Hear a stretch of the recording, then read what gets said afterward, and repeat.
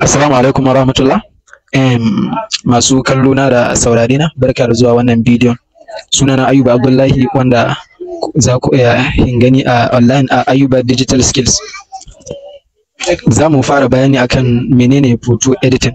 Wato photo editing wani skills ne wanda ana sa ran za ku koye shi, kuma insha Allah za ku samu kuɗi da shi ta hanyar yin editing, ta hanyar yi ma kanka editing ka aza misali a YouTube ko sauran wasu pages waɗanda ake biyan mutum idan ya aza wasu abubuwa domin idan mutane suka kalla. Kuma za ka iya amfani da wannan skills ta gehen ka koya ka yi ma wani editing ya biya ka, shi ma ana samun kuɗi da shi sosai.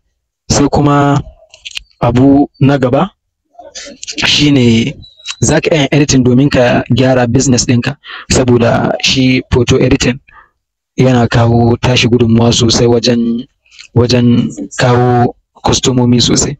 Sai kuma abu na gaba, to bayan ka koyi wannan skills ɗin, ta yaya za a yi ka samu kuɗi da shi ko ka samu waɗannan mutanen da za ka wa aiki da shi? Akwai wurare da dama wurin da za ka je ka zama visible, wato ka bayyanar da kanka a matsayin photo editing domin mutane su rika baka hotunan su kana yi musu aiki.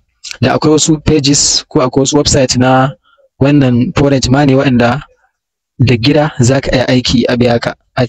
Misali game da wannan photo editing, na san akwai wani website da ake cewa Fiverr, akwai Upwork, akwai Freelancer, akwai People per Hours, akwai website ya yi 10 wanda za ka je, wanda idan dai har ka yi registration ka biya kuɗin wannan coursework, zan nuna ma waɗannan website inda za ka je ka zama visible domin ka riƙa samun mutane kana musu aiki da wannan skills suna biyan ka.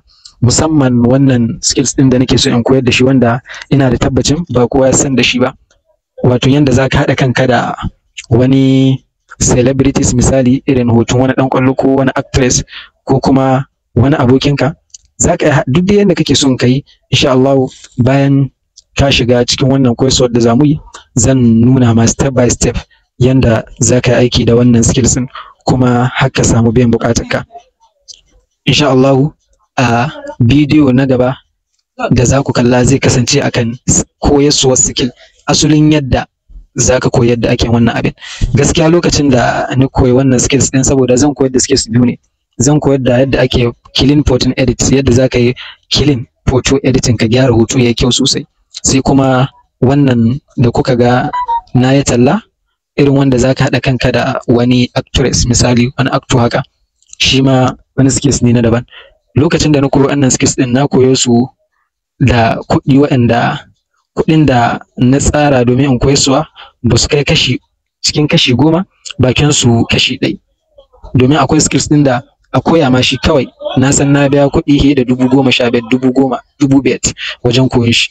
To amma ni waɗannan skills ɗin guda biyu gaba ɗaya zan koyar da su ne akan kuɗi naira 1000 kacal. Idan har ka shirya, zan aje account da details inda za ka biya kuɗin. Bayan ka biya, ka tabbatar da ka turo screenshot domin in sada ka zuwa inda za ka je ka kalli waɗannan course ɗin. Ina yi muku fatan nasara. Ina ba da tabbas in dai ka koyi skills kuma ka iya shi, to za ka samu kuɗi da shi. Yanzu haka magana garin nake muku, ina da waɗanda ke son a yi musu editing, yanzu haka still suna jira na in yi musu editing su biya ni kuɗi. Don haka Allah ba mai rabu sa'a, na gode.